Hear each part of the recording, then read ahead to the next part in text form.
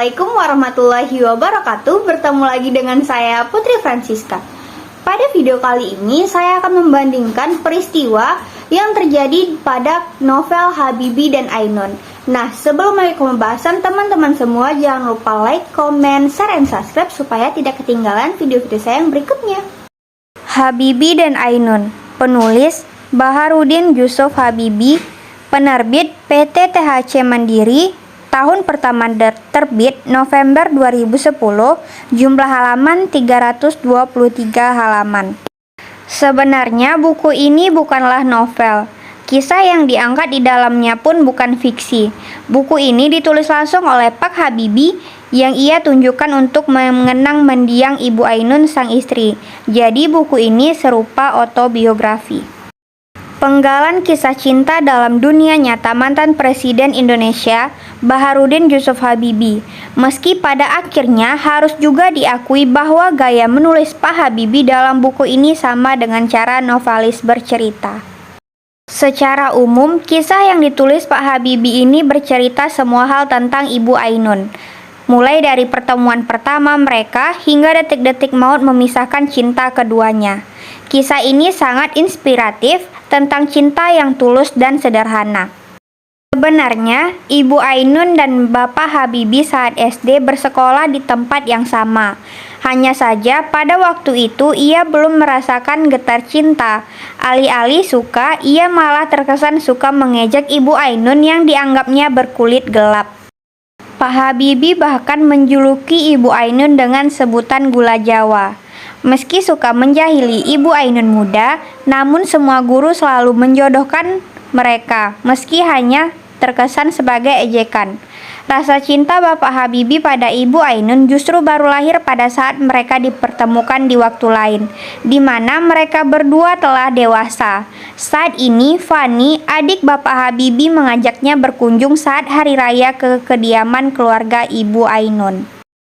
Saat pertama kali melihat Ainun, Bapak Habibie langsung bergetar hatinya. Cinta Bapak Habibie tersebut disambut oleh Ibu Ainun. Dalam waktu yang singkat, keduanya sepakat untuk menikah. Perjalanan selanjutnya, Bapak Habibie dikisahkan memboyong Ibu Ainun kembali ke Jerman. Disinilah perjuangan mereka dimulai. Bapak Habibie merintis karirnya dari nol. Namun, berkat kegigihan dan sokongan cinta dari Ibu Ainun, mereka berhasil melewati masa-masa sulit yang menguras tenaga juga emosi. Pada akhirnya, Bapak Habibie terus memperlihatkan prestasi yang membuat ia dikagumi banyak orang di Jerman. Kisah di buku ini juga menyisipkan nilai nasionalisme. Bapak Habibie bercerita mengenai kepeduliannya pada bangsa. Hanya saja beberapa kendala politik dan intriknya membuat Bapak Habibie kepayahan. Namun, berkat niatnya yang tulus, ia kemudian berhasil menjadi orang nomor 1 di Indonesia. Kisah ini sebenarnya tidak fokus pada bagaimana Bapak Habibie memimpin Indonesia, tetapi seberapa kuatnya Ibu Ainun mendampingi beliau yang sangat sibuk. Perannya sebagai istri dan juga ibu negara dijalani dengan baik, meski beliau susah menemukan waktu yang mencengkerama dengan Bapak Habibie.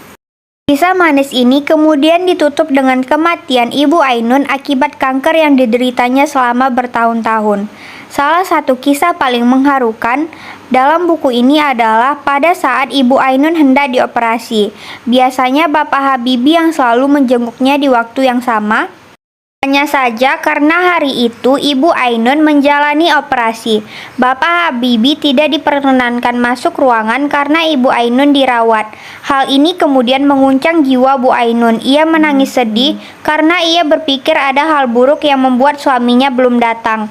Ibu Ainun, wanita penyabar tersebut, masih mengkhawatirkan suaminya meski faktanya ia tengah sekarat.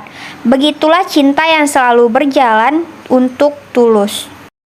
Baik, langsung saja kita bahas perbandingan peristiwa pada novel tersebut. Menurut saya, peristiwa yang terjadi dengan kehidupan nyata Habibie dan Ainun yang terdapat dalam novel tersebut sama terjadinya. Karena novel tersebut ditulis langsung oleh Bapak Habibie untuk mengenang mendiang istrinya. Hanya saja pembedanya terdapat pada gaya Pak Habibie bercerita layaknya novelis. Baik, sekian pembahasan dari saya tentang membandingkan peristiwa yang terjadi pada novel Habibie dan Ainun. Semoga bisa membantu teman-teman semua. Terima kasih kepada yang sudah menyaksikan. Jangan lupa like, comment, share, dan subscribe supaya tidak ketinggalan video-video saya yang berikutnya. Dadah guys, Assalamualaikum warahmatullahi wabarakatuh.